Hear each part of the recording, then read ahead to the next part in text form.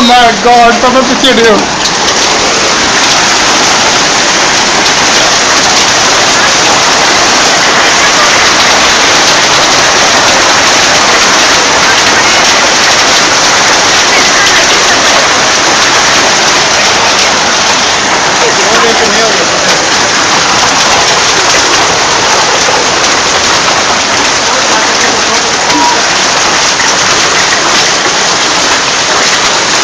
ਉਹਨਾਂ ਦੀ ਛੱਤ ਦੇਖੋ ਦੇਖੇ ਚੰਗੇ ਕਿਤੇ ਗੱਡੀ ਅੰਦਰ ਕਰ ਲਈ ਖੰਨਾ ਸਾਹਿਬ ਨੂੰ ਫੋਨ ਕਰੋ ਉਹਨਾਂ ਪੁੱਛੋ ਕਿੱਥੇ ਤੁਸੀਂ ਅਸੀਂ ਹੌਲੇ ਬਹੁਤ ਪਏ ਆ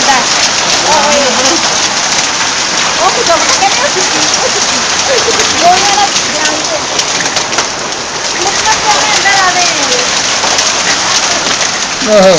ਉਹ ਤੇਰੀ ਚੱਪਲਾਂ ਤਾਂ ਬੜੀ ਪੋਚਾ ਅੱਛਾ ਇਹ ਪਿਆ